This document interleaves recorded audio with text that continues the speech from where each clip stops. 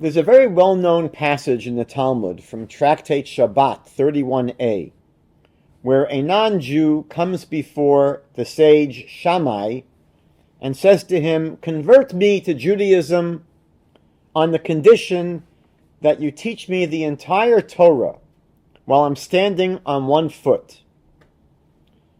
Shammai has almost no patience for this fellow and pushes him away with his builder's measuring rod that he was holding in his hand. The same person comes before the rabbinic sage Hillel, and Hillel took him up on the challenge and said, "You want me to convert you to Judaism on condition that I teach you the entire Torah while you're standing on one foot? Well, here goes." Hillel says to him, "That which is hateful to you, do not do to another person. If something bugs you, if something annoys you, if something bothers you, don't do it to someone else." And Hillel says, that's the entire Torah. The rest of the Torah is commentary. Now you have to go and study it. So we see from this story that explaining the core of Judaism is not that complicated, at least according to Hillel. It is really quite simple. At the same time, it's not really that simple. And so Hillel tells this would-be convert that there's a lot more that needs to be studied after you've gotten the short elevator pitch presentation. The truth is that there are many things in life that are both simple and complex. Understanding God is not that complicated. When we think about the creator and supervisor of everything that exists, our simple understanding of God is very accessible. Of course, we can enter into infinite complexity when thinking about God. The most profound Kabbalistic teachings insist that our minds are not capable of grasping God at all. The same dichotomy is true about our topic for tonight. Understanding the basic narratives of Israel and the Palestinian Arabs is not that complicated. But when you get into the weeds, the issues and interpretation of history is a bit more complex. Because of our limited time for this presentation, we're not going to attempt to wind our way through all of the complications. I'm going to keep things fairly simple. And if the topic interests you, you need to study it more in depth. My plan for tonight is to begin with a very brief synopsis of the Palestinian narrative. Following that, I will trace a more comprehensive outline of the issues from an Israeli perspective that will address the main points of the Palestinian narrative as we move along. I asked ChatGPT to generate a statement of the Palestinian narrative, which I'll now share with you. The Palestinian narrative centers on their historical presence in the region, particularly during the Ottoman Empire and the British Mandate. Palestinians view themselves as the indigenous inhabitants of the land, whose ancestral connections span centuries. They contend that the establishment of Israel in 1948 led to the Nakba, the Arabic word for catastrophe, during which hundreds of thousands of Palestinians were displaced, their villages destroyed, and their land confiscated. From the Palestinian perspective, the 1947 plan, the Partition plan of the United Nations, was unjust, as it allocated a significant portion of the land to a Jewish minority at the expense of the Arab majority. Now, I believe that we can propose that the Israeli narrative rests upon 2 points that are really one. First, Israel's right to have a country in their ancestral homeland is rooted in at least 3 anchors, as we discussed last week.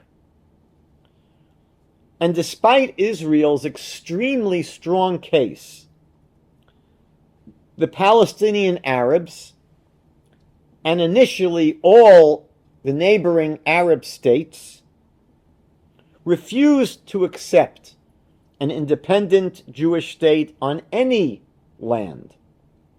This strident rejectionism has been the essential cause of the conflict in the Middle East since the very beginning.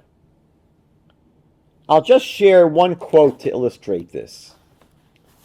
Zuhair Mushin, who was on the executive council of the Palestinian Liberation Organization, explained in a newspaper interview that, quote, the creation of a Palestinian state is only a means for continuing our struggle against the state of Israel, for our Arab unity.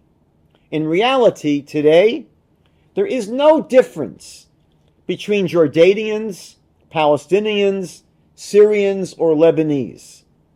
Only for political and tactical reasons do we speak about the existence of a Palestinian people, since Arab national interests demand that we posit the existence of a distinct Palestinian people in order for us to oppose Zionism.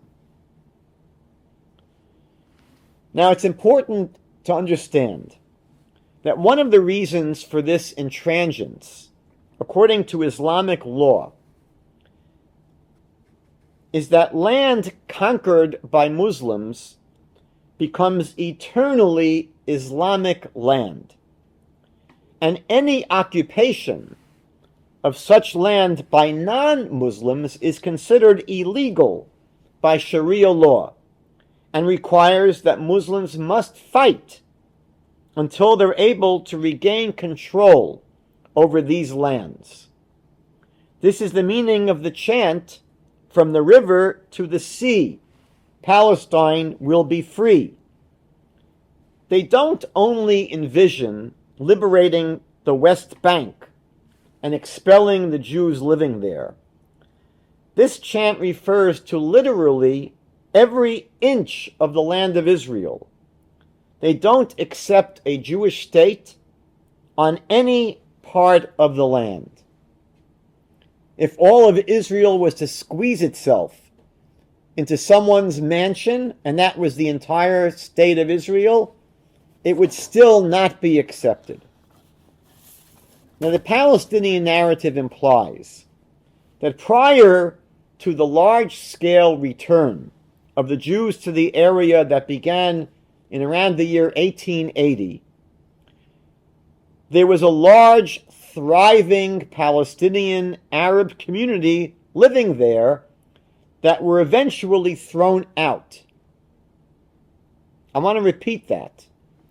The Palestinian narrative implies that prior to the large-scale return of Jews to the area in the 1880s, there was a large, thriving Palestinian Arab community living there that were eventually thrown out.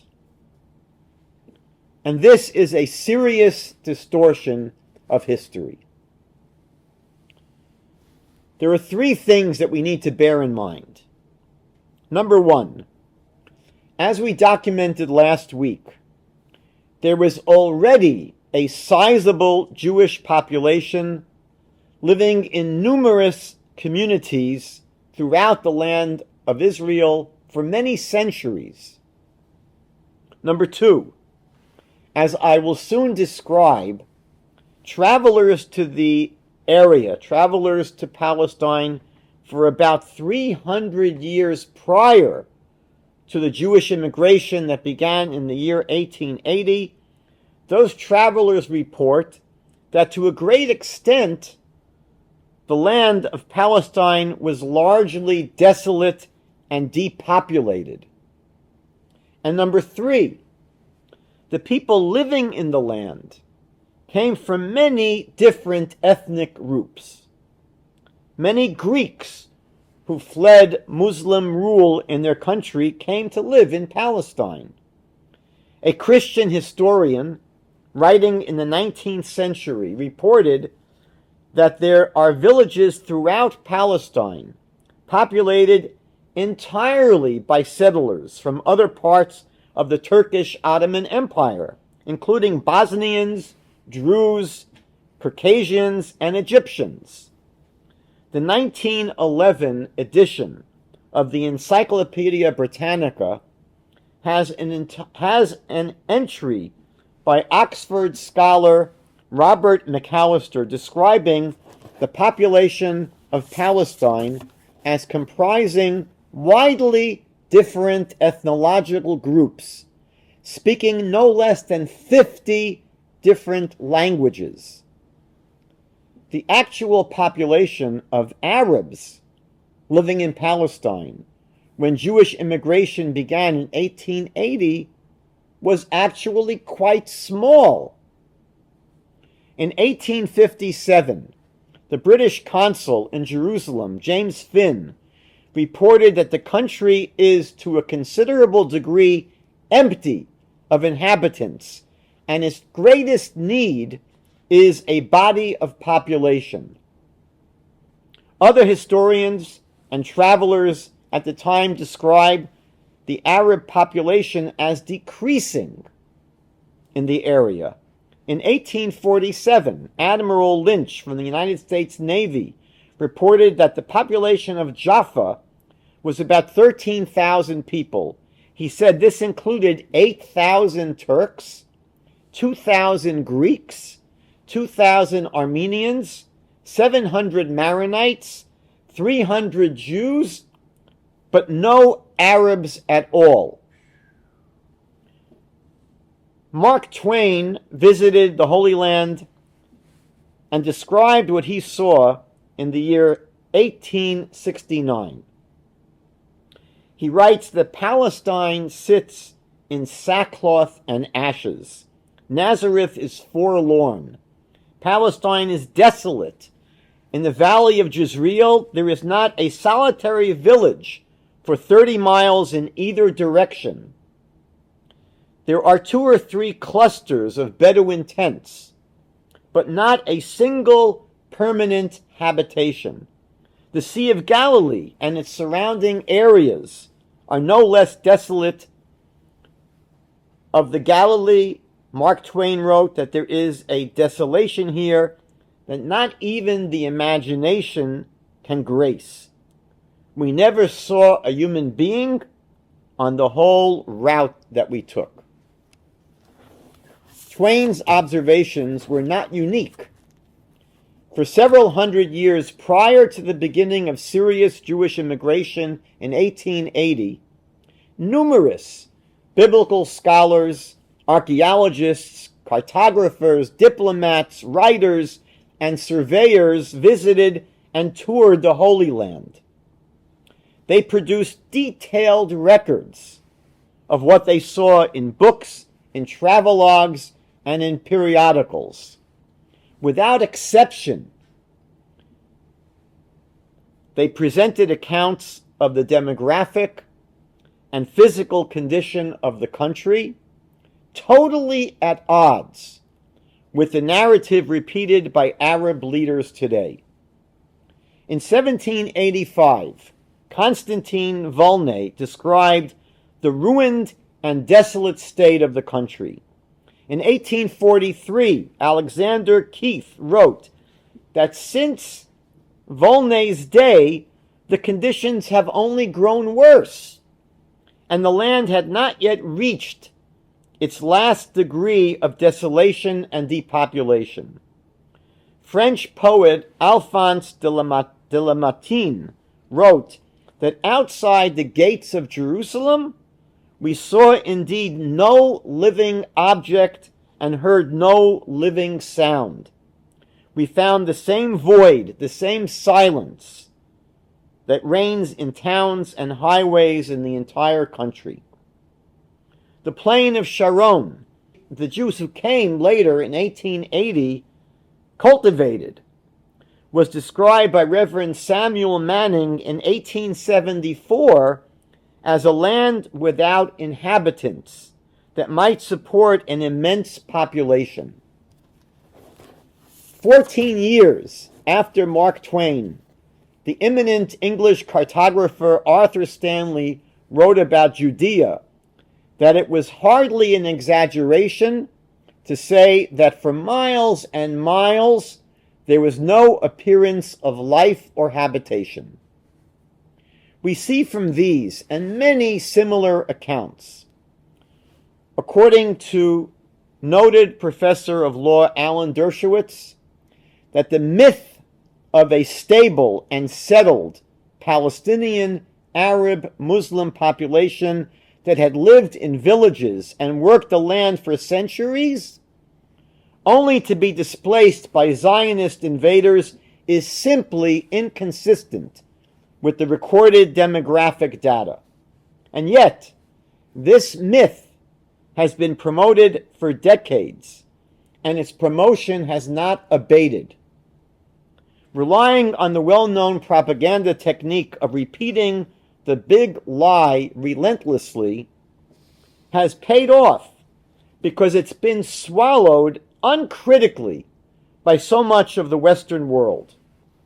In 1974, PLO leader Yasser Arafat declared to the UN that, quote, "The Jewish invasion began in 1881.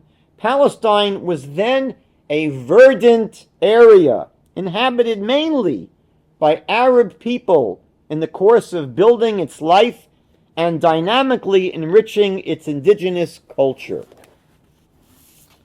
However, a much more realistic and stunningly accurate assessment was provided by Sir John William Dawson in 1888 when he said, and when I read this quote I got chills, he said, "No nation has been able to establish itself as a nation in Palestine up until this day. No national union and no national spirit has prevailed there.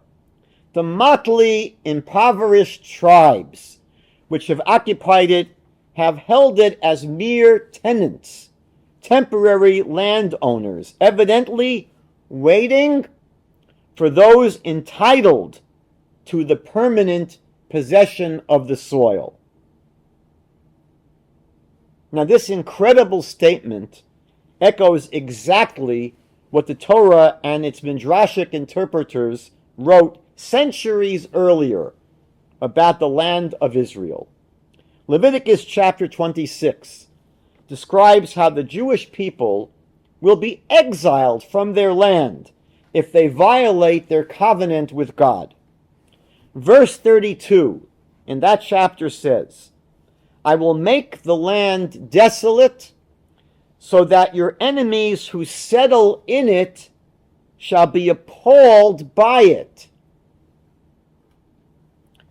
This curse, according to our sages, contains a hidden blessing. That during the years of national exile, the land of Israel will not yield its produce to others. And this will ensure that no other nation will be able to establish itself on the promised land. Of course, our prophets forecast that one day God would return his people to their land. And this promise is repeated numerous times in the Hebrew scriptures. And one of the things that the prophets say about this time, when the people return to their land, is that once again, when the people of Israel return to their ancestral homeland, the land will begin to yield its fruit. For example, in chapter 35 of Isaiah, verse 1, the prophet says, "The wilderness and the wasteland will rejoice over them. The desert will be glad and blossom like a lily." And this is again repeated numerous times where the Tanakh, the prophets of our Bible, teach us that when Israel returns to the land after their exile, now the land will begin to produce, to yield its fruit. As opposed to what the Bible says about what will be in the land of Israel when Israel is not there, when we've been exiled. The land will refuse to produce, to yield its fruit to the occupiers of the land of Israel. And this is exactly what happened. As we all know, the agricultural accomplishments of the Jewish people who returned to their ancestral homeland have been legendary, literally getting deserts to bloom. What Israel has produced in all areas of science, of medicine, of business, technology, agriculture, high tech, and more is the stuff of dreams and the envy of the entire world. Consider the fact that in the 12 centuries of the Arab presence in Palestine, before the return of the Jewish people in modern times, the Arabs built only a single new town in 12 centuries, the town of Ramleh. So in 1891, Sir George Adam Smith, author of the Historical Geography of the Holy Land, wrote, quote, "There is no indigenous civilization in Palestine that could take the place of the Turkish except that of the Jews, who have given to Palestine anything it ever had of value to the world." Significantly, the Jewish return to their homeland in the final decades of the 19th century didn't drive Arabs out or diminish their numbers. Quite the opposite. Waves of Zionist immigration to Palestine had a major impact on the country. The Jews built roads, towns, farms, hospitals, factories, and schools. And this development caused a rapid growth of the Arab population. Many Arabs began to immigrate to Palestine because of job opportunities and the better quality of life available now because of the growing economy and infrastructure created by the Jews. In 1939, President Franklin Delano Roosevelt observed that Arab immigration into Palestine since 1921 has vastly exceeded Jewish immigration during this period. In 1938, historian William Ziff wrote that at the very beginning of the 20th century, there were about 40,000 Jews living in Palestine and about 140,000 others. Immigration prior to the arrival of the Jewish people was non-existent. No one was moving to Palestine. But when the Zionists arrived and began developing the land, and there was an introduction of European standards of wages and life, this acted like a magnet in the entire Near East. Abruptly, Palestine became an Arab center of attraction. By 1922, after 3 decades of Jewish development, the numbers of Arabs living in Palestine mushroomed to 488,000. It is precisely in the vicinity of Jewish villages that Arab development became most significant. For example, Arab Haifa, profiting by the Zionist boom, grew from 1922 to 1947 by 290%. Jaffa grew by 158%. And Jerusalem, the Arab population, grew by 131%. The Arab rural settlement in the Tel Aviv district increased by over 135%.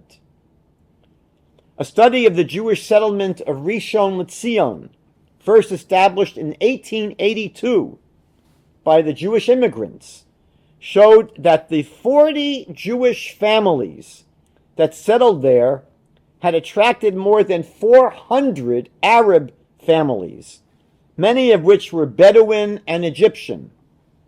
These Arab families moved into areas around the Jewish settlement and formed a new Arab village there. Another reason for the dramatic influx of Arabs into Palestine was the improved health care that came with the presence of Jews. Infant mortality was reduced and life expectancy increased, as well combating malaria, and improved water supply and water sanitation drew many Arabs to the area. In fact, almost all of the people calling themselves Palestinians today are the descendants of these immigrants. To summarize here, based on census figures, official reports, eyewitness accounts, and basic math, it is beyond reasonable dispute that the myth of Jewish refugees displacing a large, stable, long-term Arab Muslim population that had lived in Palestine for centuries is clearly false. There are many Arab leaders who acknowledge that this claim is based upon fantasy. Palestinian leader Musa Alami acknowledged in 1948 that, quote, "The people are in great need of a myth to fill their consciousness and imagination." King Abdullah of Jordan also admitted that the story of the Jewish displacement of Palestinians was fictional, saying, quote, "The Arabs are as prodigal in selling their land as they are in weeping about it."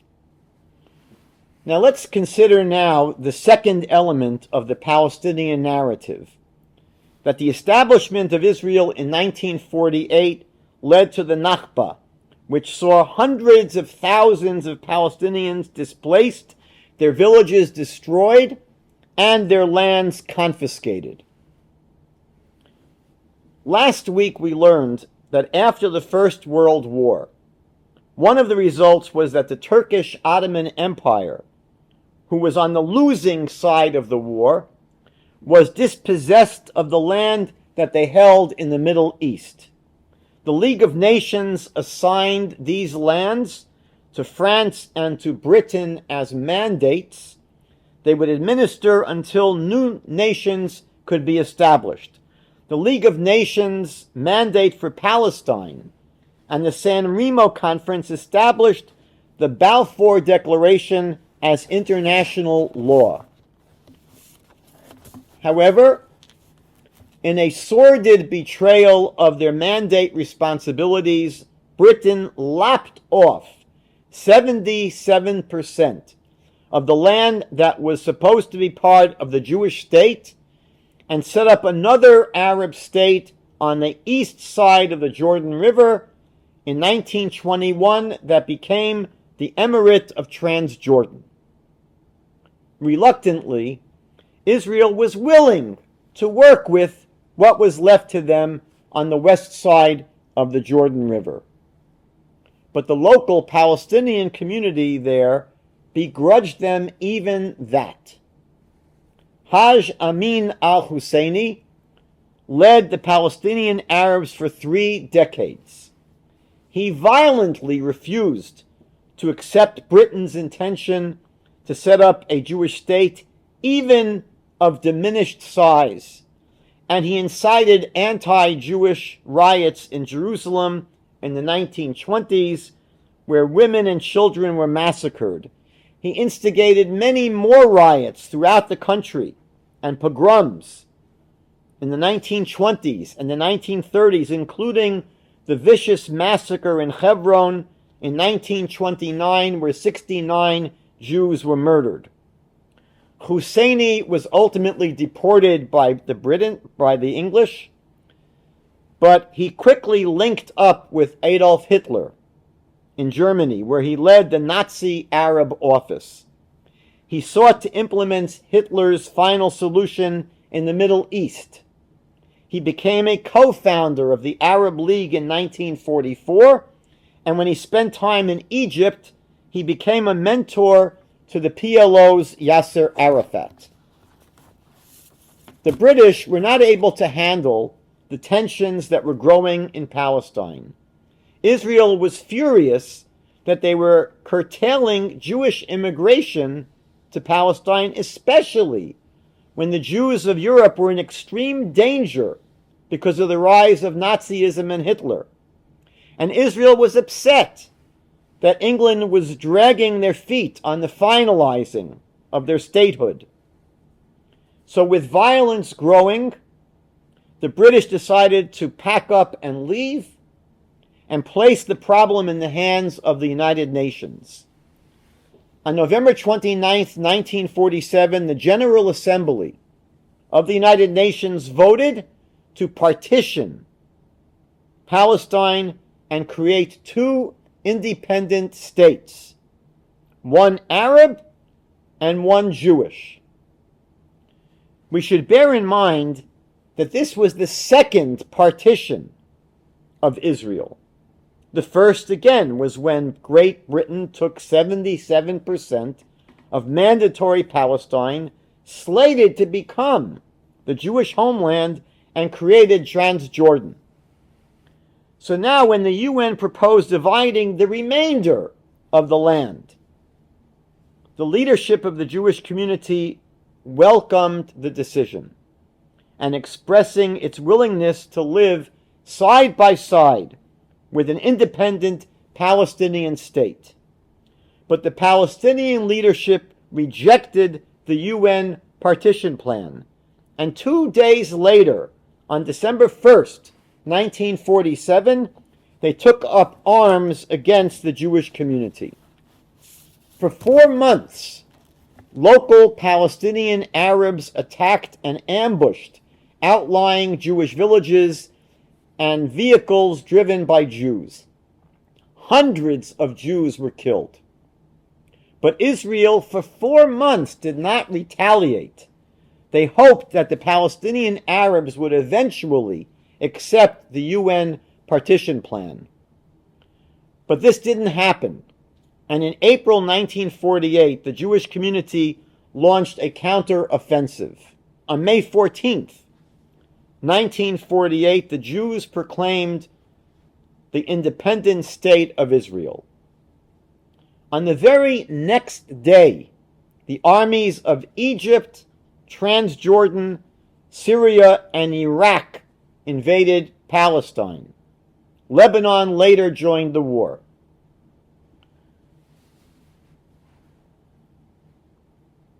Prior to this, Abdul Rahman Hassan Azam, who was the Secretary General of the Arab League, warned prior to 1948 that if Israel established a state, quote, he said, it would lead to a war of extermination.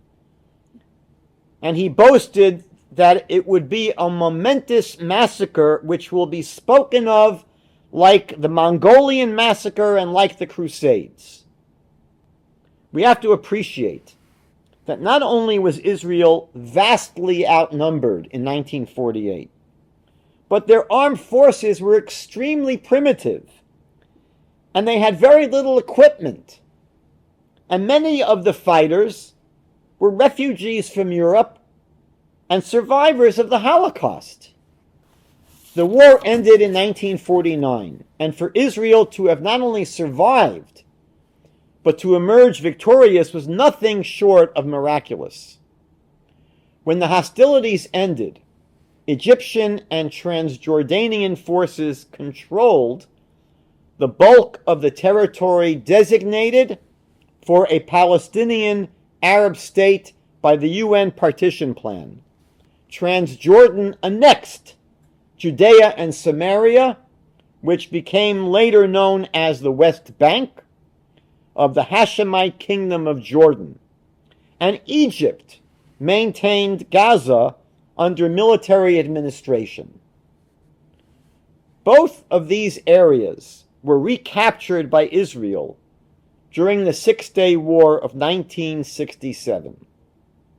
It is significant and worth bearing in mind that for all of those years between 1949 and 1967, when Egypt controlled Gaza and Jordan controlled the West Bank area, there was no talk of establishing a Palestinian state.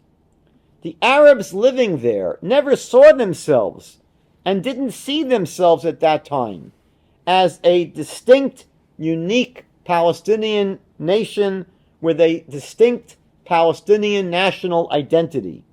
They saw themselves, as they always had, as pan-national members of the Arab people.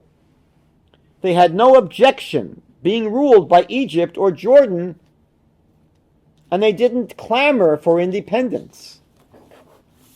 And this brings us to speak about the Nakba and the Arab refugee problem that was precipitated by the fighting during the war of 1947 to 1948.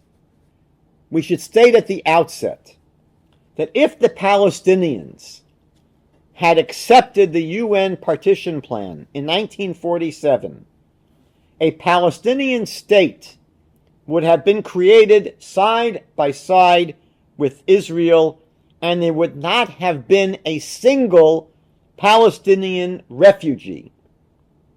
So how can Israel be blamed for the Palestinian refugee problem? And the other immediate cause of the refugee problem was the war of extermination launched by the Arab states against Israel in 1948. And if this war had not been taken place, we wouldn't have the refugee problem that we have today. So once again, how can Israel be blamed for the refugee problem? What was the position of Israel regarding the Arabs living within its borders? David Ben-Gurion, Israel's founding father, wrote in 1937 that, quote, "We do not wish and do not need to expel Arabs and take their places. All of our aspirations is built on the assumption, proven throughout all of our activity, that there is enough room in the country for ourselves and the Arabs."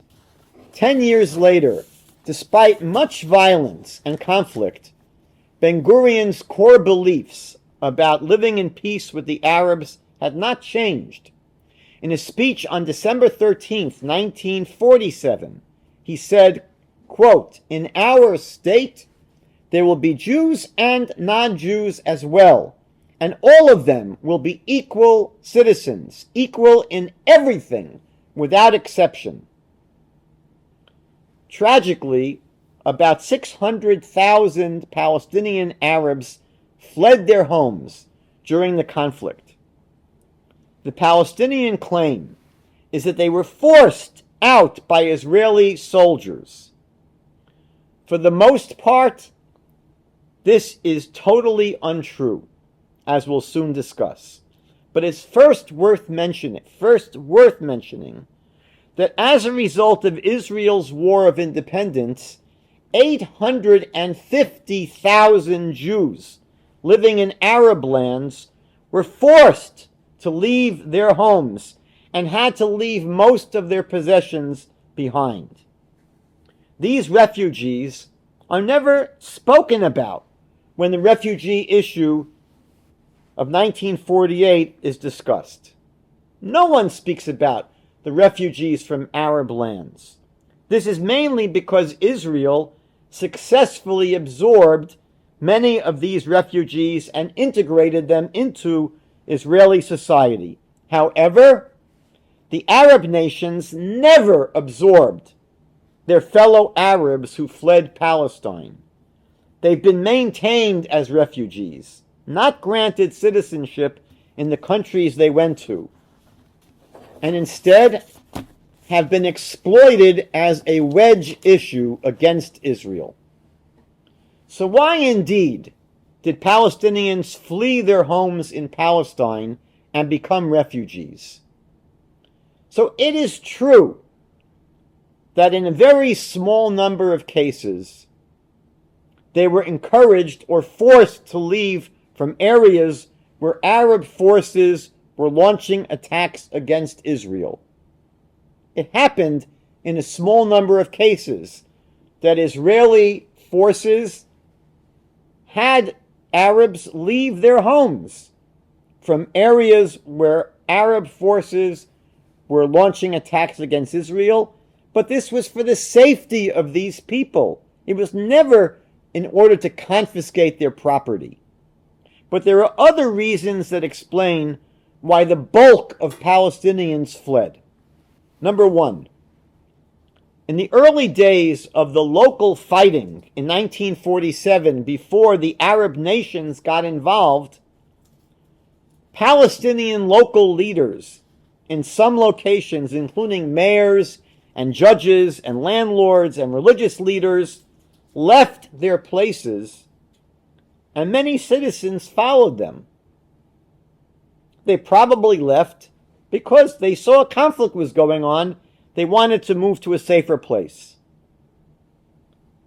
And that's the truth about a huge number of the Palestinian refugees. Many of these people simply fled their homes on their own initiative. They didn't need any encouragement in order to get out of the way of the fighting in populated areas. And in truth, this is what always happens during the war. During wars, people get displaced because of the war. Number three, the Arab armies expected a quick victory over Israel, and they were surprised to meet stiff resistance. When the Arab armies began to fall back, to retreat from their initial victories, Palestinian civilians panicked and then fled. Number four, Arab radio stations broadcast false rumors of grisly Israeli atrocities, which frightened some people into fleeing.